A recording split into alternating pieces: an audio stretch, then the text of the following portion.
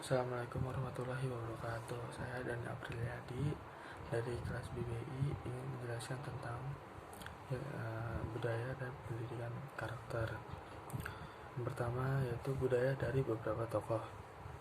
Yang pertama ada Konjaningrat, budaya sebagai segala daya dan kegiatan manusia untuk mengolah dan mengubah alam. Yang kedua ada yaitu Surjana Sukanto, budaya sebagai sesuatu yang mencangkup semua yang didapat manusia sebagai anggota masyarakat. Yang ketiga yaitu ada Mangansakara, yaitu budaya sebagai sesuatu dari hasil kerja jiwa manusia seluas-luasnya. Yang keempat ada Ki Hajar Dewantara, yaitu budaya sebagai buah budi manusia, yaitu zaman dan alam.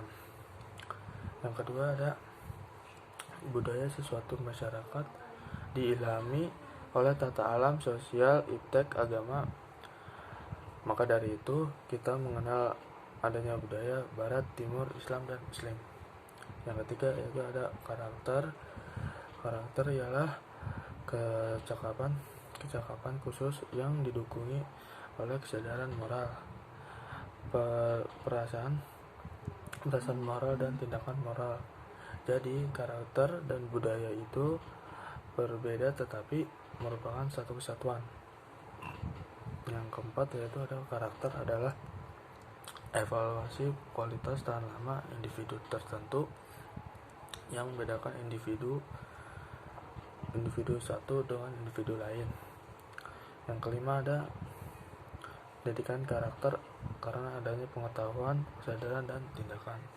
Yang keenam yaitu ada tujuan pendidikan karakter menanamkan jiwa kepemimpinan dan tanggung jawab pada individu. Sumber nilai pendidikan karakter itu ada agama, Pancasila, budaya, tujuan nasional, yaitu fungsi pendidikan budaya dan karakter bangsa. Ada fungsi pengembangan, fungsi perbaikan, fungsi penyaringan. Jadi dari beberapa fungsi ini budaya dan karakter Indonesia jangan mulai tergerus dengan budaya lain atau budaya luar, dan harus bisa mengembangkan bakat dan potensi individu. Yang ketujuh ada pengembangan nilai-nilai berkarakter religius, jujur, toleransi, disiplin, kerja keras, rasa ingin tahu, peduli sosial, tanggung jawab, dan saling berkaitan dengan olah hati, olah pikiran, olah karsa, dan olahraga. Yang ke-8 ada pilar pendidikan karakter, keberanian dalam bersikap, pengendalian diri. Yang kedua ada empati. Yang ketiga ada manfaat bagi orang lain. Yang ke-9 yaitu karakter sebagai poros pendidikan, gerakan penguasaan pendidikan karakter sebagai ruh dan fondasi utama pendidikan. Jadi dengan adanya religius, nasionalis, mandiri, gotong royong, integritas, ini semua harus dikembangkan. Yang ke-10 ada canduan globalisasi, urgensi penguatan pendidikan karakter. Yang pertama ada perubahan peradaban masyarakat atau globalisasi. Yang kedua ada pembangunan SDM sebagai fondasi pengembangan bangsa atau urgensi. Yang ke-11 ada pembentukan karakter, yaitu bakat, keyakinan, selalu ingin tahu, keterampilan, perilaku, dan kemampuan produktif. Yang ke-12 ada pendidikan holistik, membentuk manusia secara utuh yang berkarakter, yaitu mengembangkan secara optimal aspek atau polusi spiritual. Yang ke-13 atau yang terakhir yaitu ada karakter merupakan bagian integral yang sangat penting dalam pendidikan nasional. Segitu saja dapat saya sampaikan tentang budaya dan pendidikan karakter. Saya akan menjelaskan tentang yang kedua materi yaitu sajak. Nah, saya akan menjelaskan materi kedua, yaitu sajak. Latihan dan persiapan pengendalian persembahan syahid dan sajak. Mengenal sajak. Apa sih itu sajak? Sajak adalah salah satu bentuk karya sastra yang tidak terikat dengan aturan sajak sendiri, termasuk puisi Melayu. Dalam Kamus Besar Bahasa Indonesia, sajak diartikan sebagai gubahan sastra yang berbentuk puisi yang sangat mementingkan keseleraan bunyi pada awal kalimat atau akhir kalimat. Yang kedua ada sejarah puisi. Sejarah puisi di Indonesia memiliki sejarah panjang dan dengan beberapa angkatan, dari mulai angkatan Balai Pustaka hingga angkatan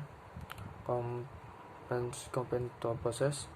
Angkatan pertama yaitu angkatan Balai Pustaka yang diantaranya berupa mantra, pantun, syair, soneta berupa puisi terikat.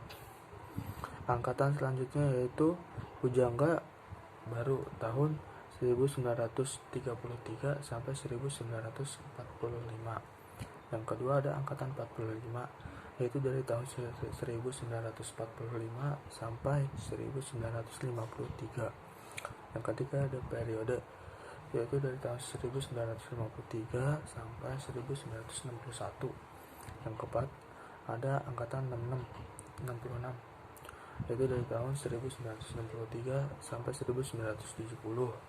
Masing-masing angkatan memiliki ciri khas yang dipengaruhi oleh kondisi zaman, kondisi ekonomi, dan politik. Sedangkan puisi berkompres dimulai sejak tahun 1970 yang muncul dengan bentuk pada umumnya. Puisi dalam jenis ini penting adalah adanya eksplorasi permainan kata-kata dengan berbagai tema yang lebih kompleks seperti humanisme, religius, kritik sosial, dan berbagai tema kekinian yang pasif dan populer. Selanjutnya ada ciri-ciri sajak, yaitu yang pertama memiliki bentuk tertentu, yang kedua ada ungkapan bait dan bahannya, yang ketiga ada barisnya disusun dalam puisi atau ikatan tertentu. Selanjutnya ada jenis-jenis sajak. Yang pertama ada sajak awal, yang kedua ada sajak akhir. Cara membuat sajak itu yaitu yang pertama tentukan tema dan judul, yang kedua menentukan kata kunci, yang ketiga menentukan gaya bahasa, yang keempat yaitu ada kembangkan atau mengembangkan. Dan selanjutnya yang terakhir sajak menurut kesesuaian bunyi akhir setiap kata. Yang pertama ada sajak kata, yang kedua sajak silang, yang ketiga sajak kembar, yang keempat sajak peluk, yang kelima sajak patah, yang keenam itu ada sajak bebas. Segitu saja yang dapat saya sampaikan tentang sajak. Kurang lebih mohon maaf. Assalamualaikum warahmatullahi wabarakatuh.